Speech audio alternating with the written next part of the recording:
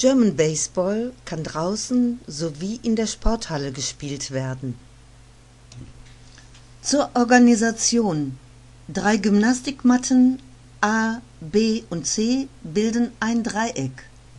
Es werden 3 oder 4 Mannschaften gebildet, A6, 7 oder 8, je nach Klassefrequenz. Beteiligt sind 3 Mannschaften. Mannschaft 1, die Werfer, Mannschaft 2, der Schläger und Mannschaft 3, die Läufer oder Ballfänger. Die 4. Mannschaft pausiert und wird mit konditionellen Wurf- und fangtechnischen Aufgaben beschäftigt.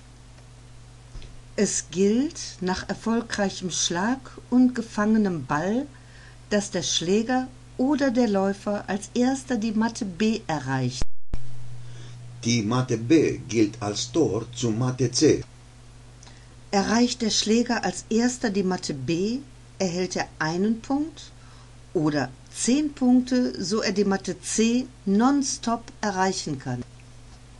Erreicht der Läufer nicht als erster die Matte B, muss er zur Matte C laufen oder einem nahestehenden Spieler der Matte C den Ball zuwerfen, sodass dieser die Matte C sperren kann.